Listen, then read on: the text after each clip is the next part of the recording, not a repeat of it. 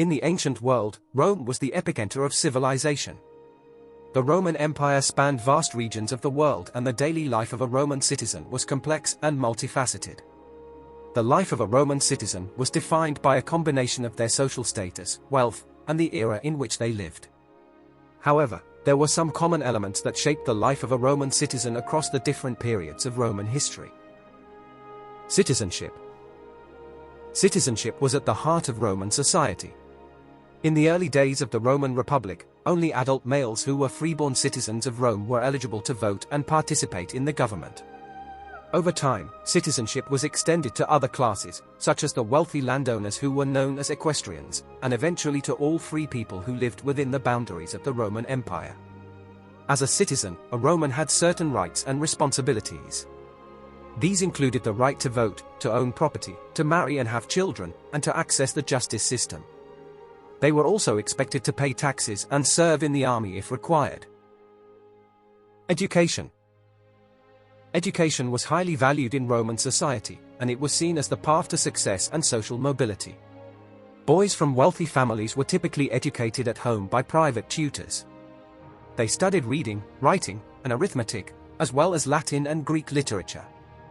Girls were also educated, but their education was more focused on domestic skills such as sewing, weaving, and cooking. For those who could not afford private education, there were public schools that were funded by the state. These schools were only available to boys, and the curriculum was focused on reading, writing, and arithmetic. Religion. Religion played an important role in the life of a Roman citizen. The official religion of the Roman Empire was a polytheistic religion that was centered around the worship of a pantheon of gods and goddesses. Each deity was associated with a particular aspect of life, such as love, war, or agriculture. The emperor was considered to be the high priest of the Roman religion, and he was responsible for overseeing the religious ceremonies and festivals. The most important festival was the Saturnalia, which was held in December to celebrate the winter solstice.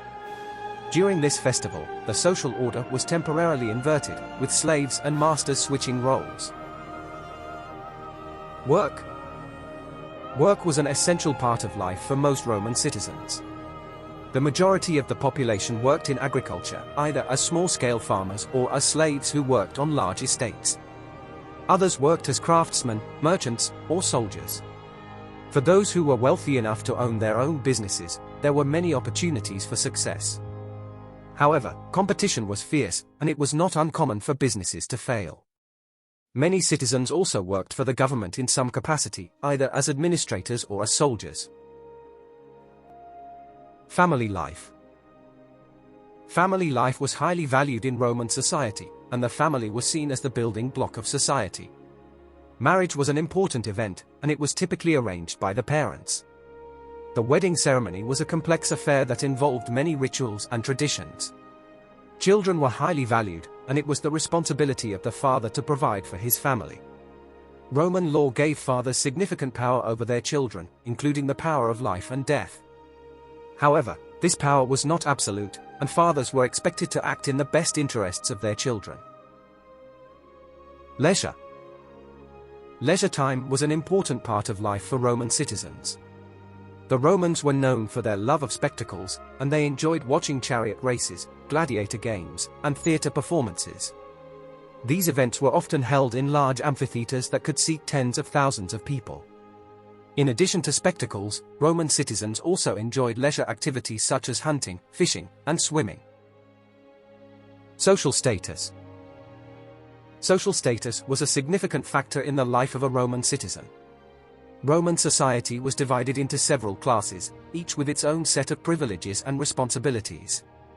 At the top of the social hierarchy were the patricians, who were wealthy landowners and held positions of power in the government. Below them were the equestrians, who were also wealthy landowners but were not members of the patrician class. The majority of Roman citizens were plebeians, who were farmers, artisans, and merchants. At the bottom of the social hierarchy were the slaves, who had no rights and were considered the property of their owners. Despite the social hierarchy, there was some social mobility in Roman society.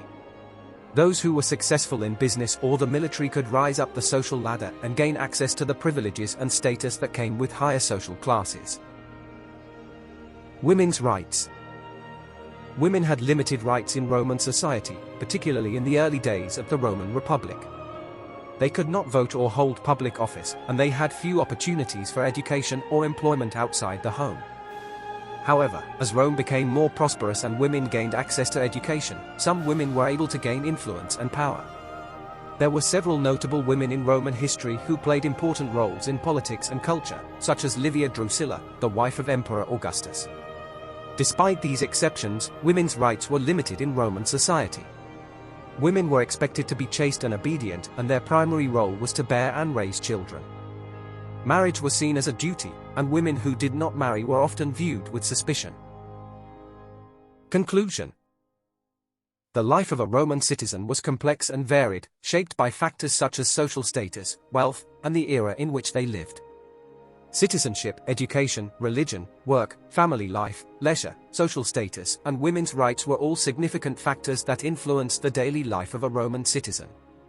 Despite the limitations on women's rights and the social hierarchy that governed Roman society, there was some social mobility, and citizens were able to rise through the ranks through education, business, or military service.